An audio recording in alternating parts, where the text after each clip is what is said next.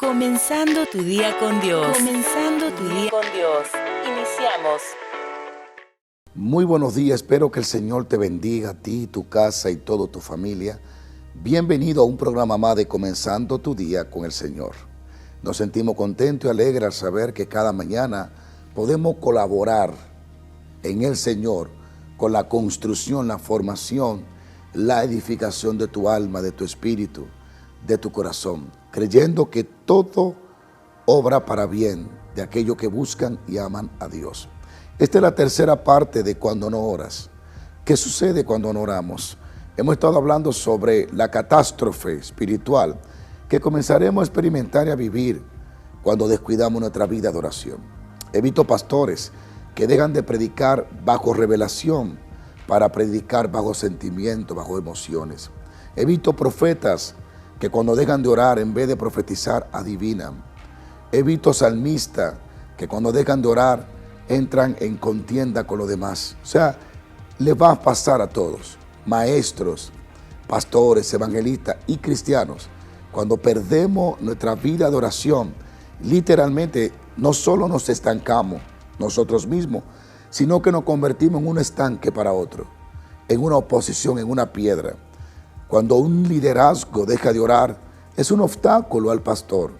Por eso es que es importante entender que si no tenemos vida de oración, jamás podremos mantenernos en alineación y en dirección con lo que Dios tiene. Cuando no oramos ni tenemos la vida de oración, no podemos ver lo que la gente que ora ve. Por ejemplo, la Biblia declara y dice que el siervo de Eliseo no podía ver lo que Eliseo estaba viendo, los carros de fuego, los caballos y los ángeles que le rodeaban, hasta que él oró para que Dios le abriera los ojos. La falta de oración nos hace vivir ajeno e inconsciente al mundo espiritual que nos rodea. Cuando no oras, perderá el acceso a lo que está sucediendo a tu alrededor en el mundo espiritual. La gente de oración, la gente que mantiene una vida de oración, se mantiene con los ojos, los oídos, sensibilizado a las cosas del reino y a lo espiritual. Cuando no oramos, no tendremos acceso a lo invisible, que puede ser visible solo para gente que ora y busca el rostro del Señor. Amén. Quiero compartirle eso que estuve hablando la última vez sobre Éxodo. Cuando dice la Biblia en Génesis 15, Dios dice a Abraham: en 400 años yo voy a descender, voy a libertar a tu pueblo. Sin embargo, la Escritura en Éxodo nos muestra que cuando Moisés lo sacó eran 430 años, 30 años de atraso. Y eso se debe a la falta de clamor del pueblo de Israel. La Biblia dice que cuando Dios se acordó de ellos, fue cuando ellos gimieron y clamaron a Dios. De hecho, cuando Dios le habla a Moisés, le dice: yo he descendido por causa del clamor de mi pueblo y he descendido para librarlo.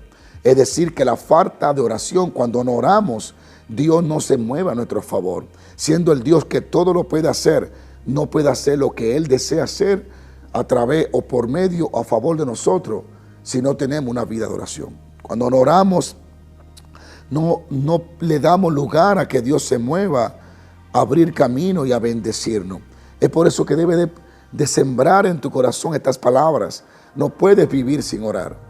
Es mejor vivir sin comer, vivir sin dormir, pero no vivir sin orar. Vivir sin comer, vivir sin dormir, pero no vivir sin orar. ¿Qué significa esto? Que por encima de todo, mantén la prioridad de una vida de oración. De una vida de oración.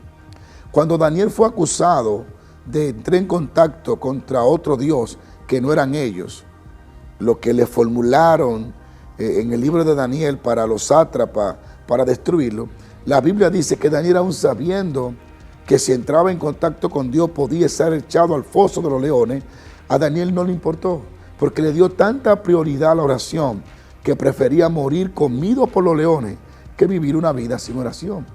Cuando no oras, hay otros leones que no devoran tu carne, sino tu alma, tu espíritu.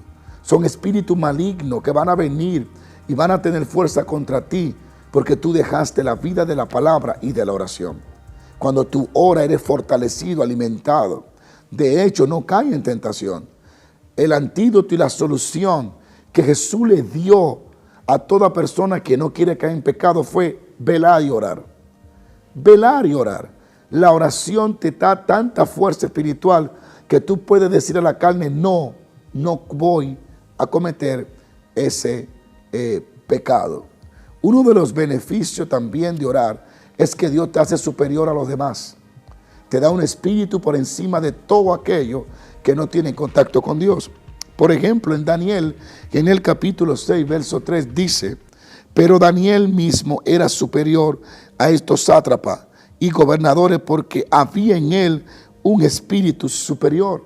Y el rey pensó en ponerlo sobre todo el reino. Cuando alguien es constante en la oración y en la lectura de la palabra, cuando se humilla delante de Dios, su espíritu siempre será superior a los demás y estará por encima de los demás. No hay alguien más mediocre espiritual que aquel que pierde la vida de oración.